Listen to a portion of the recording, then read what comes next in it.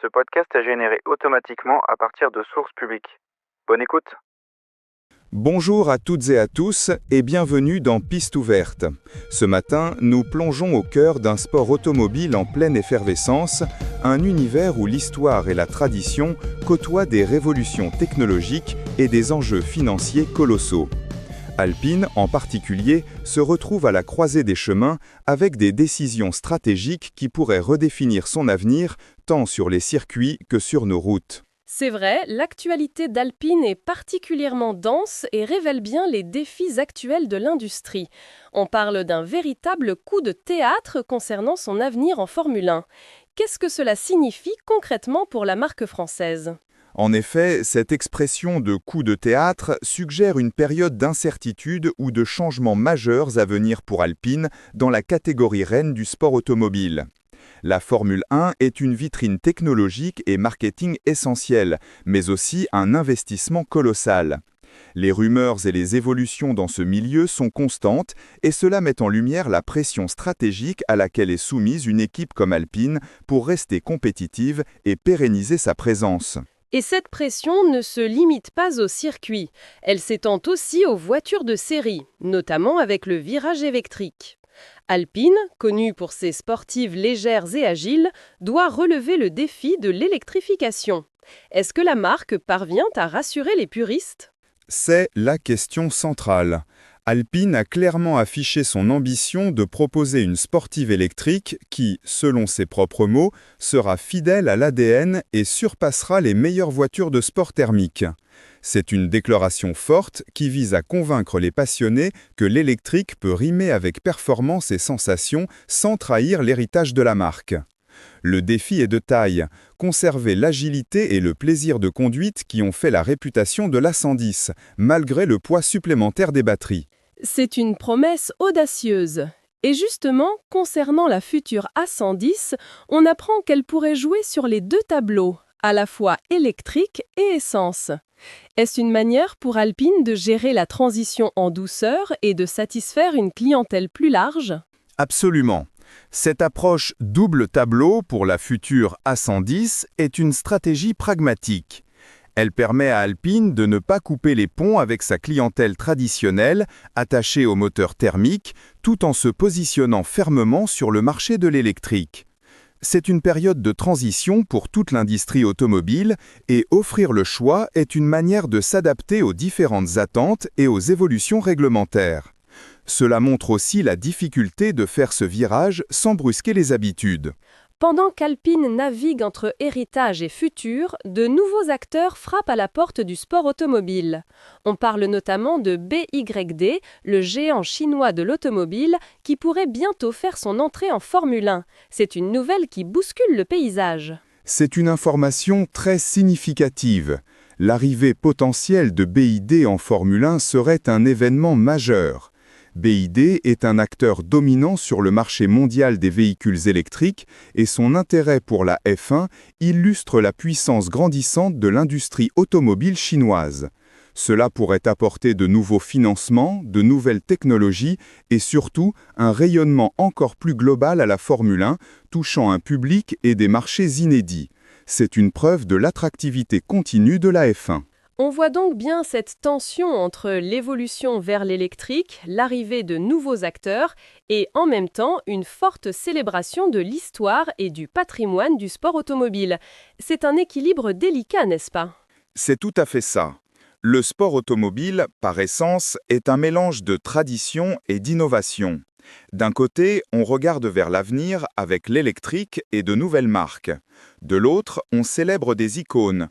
Prenez Lamborghini, par exemple, qui prépare quelque chose de spécial pour les 60 ans de sa mythique Miura. C'est une voiture qui a marqué son époque par son design et ses performances, et c'est essentiel pour les constructeurs de maintenir ce lien avec leur passé glorieux. Et cette célébration du passé ne se limite pas aux modèles de route. On voit aussi des retours aux sources sur les circuits et en rallye. Exactement. Sur les circuits, des initiatives comme la HAWEOR prévoient de faire rouler des berlines à l'ancienne sur la mythique Nordschleife en mai. Cela montre un attachement profond à une certaine époque de la course où le pilotage pur et les machines emblématiques étaient au centre de l'attention. Et en rallye, c'est le retour de Citroën Sport au rallye d'Autun-la-Châtaigne sous l'égide de Lassa Morvan qui fait parler de lui. C'est une marque avec une histoire très riche dans cette discipline et revoir ses couleurs sur les spéciales est toujours un événement pour les fans. C'est cette passion qui nous anime, nous aussi, à Piste Ouverte. Et si vous êtes un passionné de pilotage, que vous rêvez de sensations fortes, il y a un événement à ne pas manquer. Les 20, 21 et 22 mars 2026 aura lieu la 13e édition de l'Exclusive Drive au circuit Bugatti du Mans. C'est une occasion unique de vivre des émotions intenses, du plaisir en piste et un moment de liberté absolue dans une ambiance conviviale.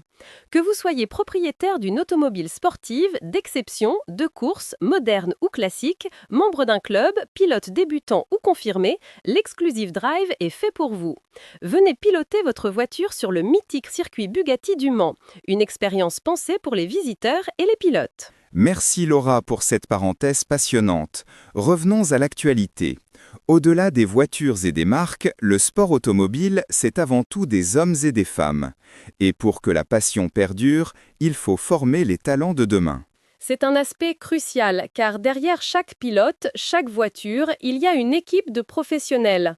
On a vu une journée d'information sur les métiers du sport automobile avec le rôle clé des lycées comme le lycée Sud. C'est essentiel pour l'avenir de la filière.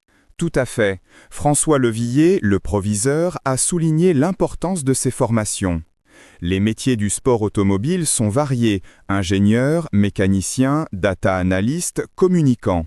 C'est un secteur qui demande des compétences très spécifiques et qui évolue constamment avec les nouvelles technologies. Ces journées d'information sont vitales pour susciter des vocations et préparer la prochaine génération de professionnels. Mais même avec la formation, le chemin est long et semé d'embûches, notamment financières pour les jeunes talents. On a l'exemple de cette pilote automobile près de Toulouse qui organise un événement pour se financer et réaliser son rêve de grand circuit. C'est le quotidien de beaucoup d'entre eux, non ?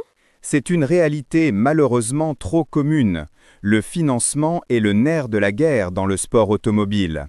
Atteindre les grands circuits demande des budgets colossaux et beaucoup de pilotes talentueux doivent redoubler d'efforts pour trouver des partenaires et organiser des événements de soutien.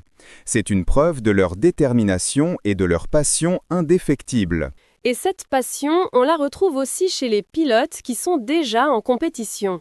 On a des nouvelles d'Hugo Margaillan et Rehan Ghani qui roulent en Hyundai i20N Rally 2 avec CHL Sport Auto. C'est une manière de montrer que, malgré tous ces défis, la course continue.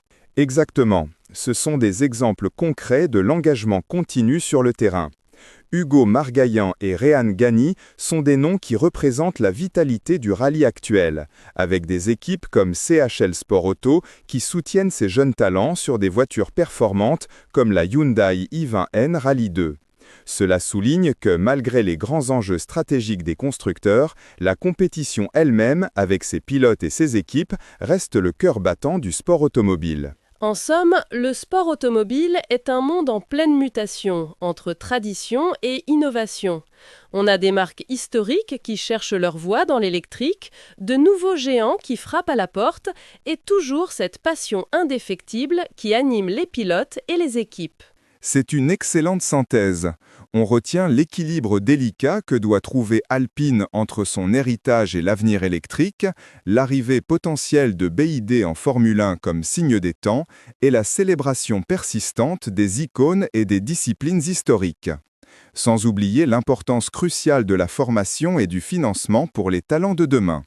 Le sport automobile continue de nous faire vibrer en gardant un œil sur le passé et l'autre résolument tourné vers l'avenir. C'est tout pour cet épisode de Piste Ouverte. Merci de nous avoir écoutés et on se retrouve très vite pour de nouvelles actualités du sport automobile.